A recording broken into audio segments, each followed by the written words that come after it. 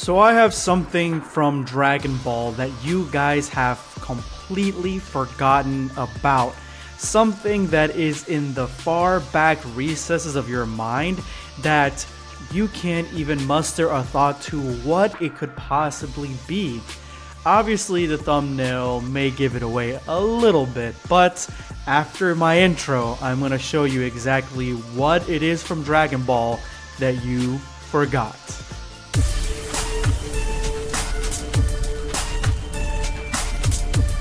Prepare yourself, damn Saiyan. So does anybody here remember the Dragon Ball GT rap? Because I honestly had completely forgotten about it up until I saw JoRo's video. Now I'm going to leave a link to JoRo's video in the description below. You guys can go ahead and check him out. Please subscribe to his channel. He does fantastic content. He also has a custom made avatar, Dragon Ball style avatar PNG that he uses for his videos. So that kind of, that I'm already in his corner if he's got a unique avatar. And then we have the fact that he actually created a response video to one of my videos, and this response video was extremely well crafted. It was extremely polite, and all he did really was criticize my video while also giving me some insights, some information that I did not know, and it was extremely well done. So for anybody who is interested in that video will also be in the description below. Go ahead and check it out. I know a few of you guys already have from me posting it in the community tab. But yeah, that is how you criticize somebody, and this is how you handle criticism. You embrace it. You don't start a whole bunch of drama that could lead to your channel dying. Anyway, what I'm saying is subscribe to JoRo, and JoRo's first video on his channel is about the Dragon Ball GT rap. So I have a less positive experience with Dragon Ball GT and a less positive experience with this intro. So go in the description and watch his video, because his video is a little bit more positive on this, and mine's gonna be a little bit more aggressive. And that is because I honestly hated it. I hated the GT rap. I hated it when I was a kid, and here is why. So imagine, I'm a little kid, probably 11, 12, maybe 13 years old around that time, and Dragon Ball Z has stopped playing, I think about a year ago. And I'm waiting for the next series that I think at the time it was Cartoon Network or Toonami was promoting, that the new Dragon Ball is coming, and at the time they weren't actually showing Dragon Ball GT clips for the trailer. They were kind of showing Dragon Ball Z clips and passing them off as, oh, this next series is Dragon Ball Z and it's coming soon. So I was extremely excited for the new series of Dragon Ball Z. And then when the night came, I think it was around 8 o'clock, that's when the premiere was about to drop. I was sitting in there, sitting in the living room, waiting for it to go, just extremely excited. And then this came on. Witness the ultimate battle between the greatest of warriors in all the worlds. Take the grand tour, GT. Step into the grand tour, Step into the grand tour, Dragon Ball GT. Step into the grand tour, Dragon Ball GT. Step into the grand tour, a brand new adventure begins. Another challenge for Goku and his friends. Now he's a Saiyan strong. Feel makes him a child again. The Dragon Balls are turning, burning to end. Worlds and everything within. The ultimate battle between good and evil. Who's gonna win when the sand clock dictates the consequence? Will our heroes have the strength to be our last line of defense?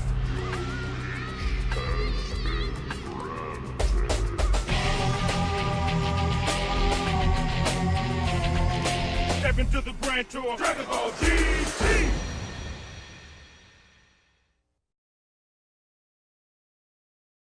So I gotta be honest, immediately after seeing this, I was soured on what I was gonna see in this new Dragon Ball.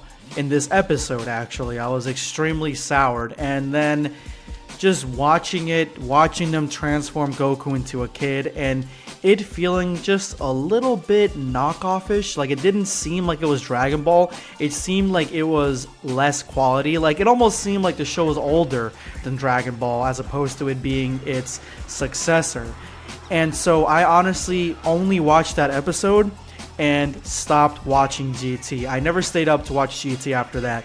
I didn't finish the series. I actually went years later, I bought the box set and I was able to just kind of watch through it.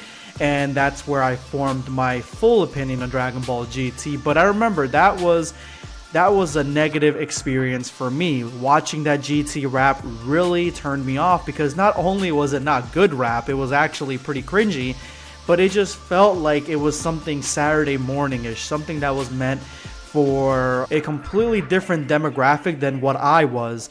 It almost seemed like it was geared to younger kids more than previously, and then they transformed Goku into a kid, and then I was completely convinced it was focused on more children-like aspects of the show. So yeah, I had a negative experience with this, and again, JoRo had a completely different experience. Go ahead and check out his video. But there is an actual interview with the person that created the GT rap. That is something that I found in the description of JoRo's video. So this is coming from the Tao of Dragon Ball's blog, and it's an exclusive interview with the Dragon Ball GT rap's creator. And after reading this interview, I gained a little bit more of an appreciation for the rap. Honestly, I thought that it cleared a couple things up for me. I mean, I obviously still don't like it, but it makes it seem more like it's a unique moment in time, a blink in time where you have something so incredibly unique that even if it's not good, you can still appreciate it some. You understand what I'm saying? So I definitely appreciate it more now after going through this interview. So I'm going to touch up on some of the main things from this interview, let you guys know. And actually, before I even jump into it, let me know in the comment section below what you guys think of the Dragon Ball GT rap, what you guys thought back then, and let me know if it changed a little bit after this interview.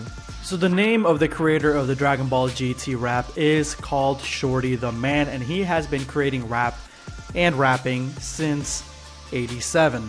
So in 2003, Funimation was actually looking for rappers to create the intro for Dragon Ball GT, and that is where they found Shorty the Man through Mark Menza, someone that works with Funimation, and they approached Shorty the Man asking him if he wanted to create a rap for a children's cartoon, and he said, yeah, I'll do it. Now, Mark Menza said nothing was in stone yet because he had a few other rappers that he was auditioning for this role, but he thought that Shorty the Man was the perfect fit.